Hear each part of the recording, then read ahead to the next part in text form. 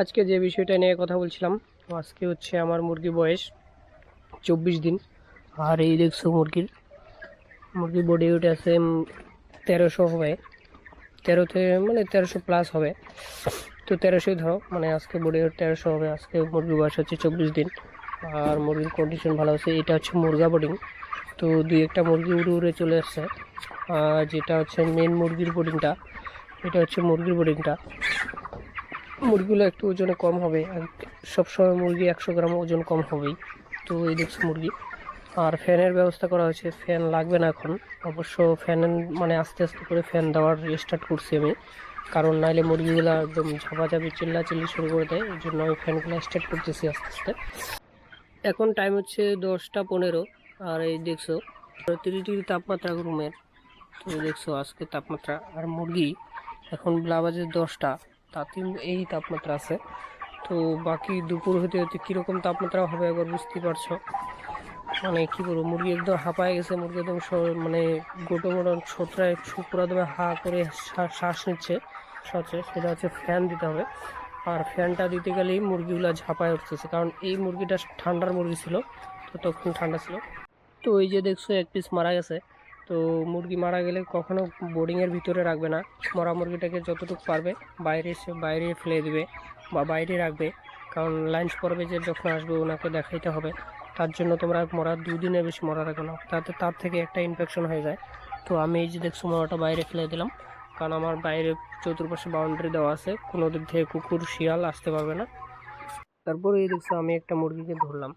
তো এই মুরগিটার কোনো সমস্যা নাই। দেখছো পাটা একদম সমস্ত কিছু, পা হলুদ আছে। আর বডি ওয়েট মোটামুটি ভালোই আছে, কারণ এই মুরগিটা কিন্তু মুরগি না, এটা একটা মুরগা। তো আর যে মেন বিষয়টা হচ্ছে, এই যে দেখছো মুরগিটা ভালো মুরগি, তো চোখটা কেন কানা? এই দেখছো এই চোখটা ভালো, তো এই চোখটাতে মানে চোখটা তাকায় না, চোখটাতে একটু সমস্যা আছে। এই দেখছো একটা মানে লাল কালার একটা দাগ হয়ে গেছে চোখের ভিতরে। তো আমি এটা দেখানোর চেষ্টা করতেছি।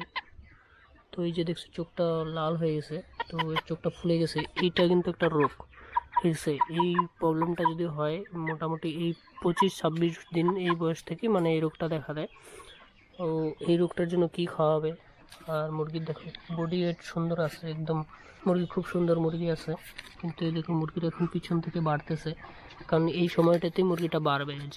এই যে আজকে 24 থেকে 25 দিন পর্যন্ত মানে একটা অ্যান্টিবায়োটিক দিতে হবে, তো যাতে বাইসাস সর্দি বা কক্সি এসব যেন না আসতে পারে।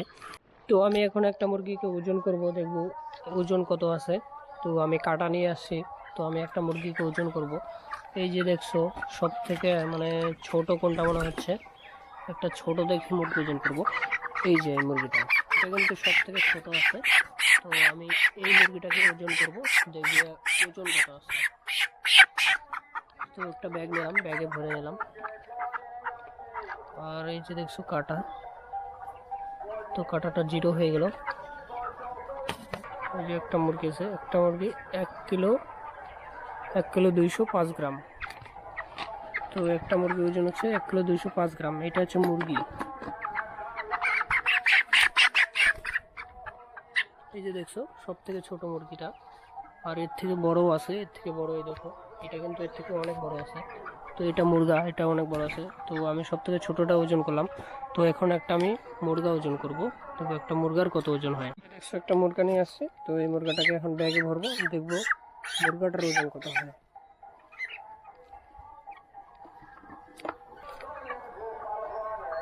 দেখছো 1 কেজি 600 মুরগাটার ওজন, 1 কেজি 600। তোমাদের সামনে গ্রুপ রেজাল্ট দিয়ে দিলাম। তো আমি তো 1300 বলছিলাম এভারেজ। এই যে দেখছো মুরগাটা হচ্ছে 1 কেজি 600। মুরগি এভারেজ মিলে 1300 হবে, কারণ মুরগার পার্সেন্টেজ খুব কম আর মুরগির পার্সেন্টেজটা বেশি। তো এই জন্য হচ্ছে গিয়া মানে মুরগি এভারেজটা হবে তোমার এই 13 থেকে 1400 হবে, 1300 ধরো। আর আমি যেভাবে মুরগিটা মাপ দিলাম, এটা কিন্তু মাপ হয় না। অ্যাকচুয়ালি মুরগিটা মাপ করতে লাগে যেরকম একটা বোর্ডিং আছে, একটা বোর্ডিংয়ের একটা কোনায় একটা ছোট্ট একটা বেড়া বা একটা কাপড় দিয়ে গোটো করে নেবে। তারপরে ওইখান থেকে মোটামুটি তোমার 10 পিস নেবে, 10 পিস, 3 পিস মুরগা নেবে আর 7 পিস তুমি মুরগি নেবে। তো ওটার যে অ্যাভারেজটা বেরোবে ওটা হচ্ছে ফাইনাল অ্যাভারেজ। তো এইভাবে একটা মুরগি একটা মুরগা এটার এই ওজনে কিন্তু অ্যাভারেজ বেরোবে না। আর এইটা কিন্তু ওজন করা নিও না, জাস্ট আমি দেখলাম যে আমি তো বললাম তো আমার মুরগি আজকে কি 13 থেকে 1400 হবে, 1400টা এভারেজটা বাদ দাও, তো 1300 প্লাস হবে। তো এই এভারেজটা হবে, মুরগি দেখলেই তোমরা বুঝতে পারো। এই দেখো মুরগার সঙ্গে এইটাতে মুরগা মুরগি বাছাই নেই, ওই ঘরটাতে মুরগা মুরগি বাছাই আছে। তো এই যে দেখছো এটা হচ্ছে মুরগা, এটা হচ্ছে মুরগি। তো মুরগিটা দেখো কতটা আর মুরগাটা দেখো কতটা। তো বন্ধুরা বিকেল হয়ে গেছে, তো ফাইনালি খাবার ঢেলে দিতে লাগে, কারণ এখন খাবার দিয়ে দেবো রাত্রের খাবার। আর কালকে সকালে যে মানে 24 ঘন্টার যে খাবারটা, তো এই খাবারটা আমি এখনই দিয়ে দেবো। কারণটা হচ্ছে আমার ফিডারে একদম খাবার এখন শেষ হয়ে গেছে, আর এখন বিকেল পড়ে গেছে না, এখন ঠান্ডা পড়ে গেছে, তো এই জন্য ভাবতেছি খাবারটা দিয়ে দিই। তো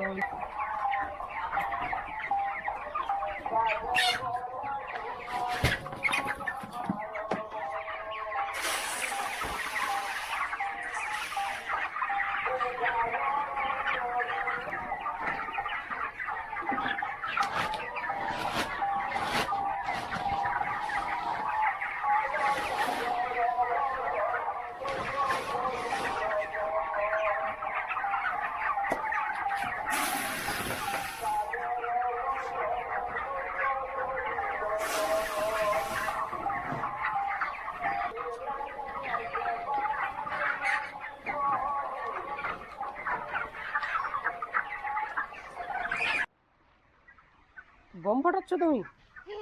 হ্যাঁ, কি ফাটাচ্ছ? বম? এগুলো বমগুলো ফাটাচ্ছ তুমি?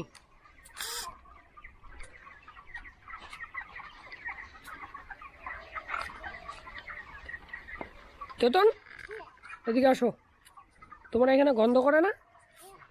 হ্যাঁ, তুমি কি করছো? তুমি কি বম ফাটাচ্ছ? এগুলো কি বম? হ্যাঁ, এগুলো কি বম ফাটাচ্ছ তুমি? হ্যাঁ, ফাটাও তো, এই যে বমটা ফাটাও, এই যে এই বমটা ফাটাও, এইটা ফাটাও, এই যে এটা ভালো, এটা ফাটাও, ফাটিয়ে দাও ওটাকে। পা ধাপাস। এদিকে আরো বম আছে, এদিকে আসো, এদিকে আসো, আর বম আছে। এই যে এটা দেখছো কি, এটা এটা নিবা তুমি? হ্যাঁ,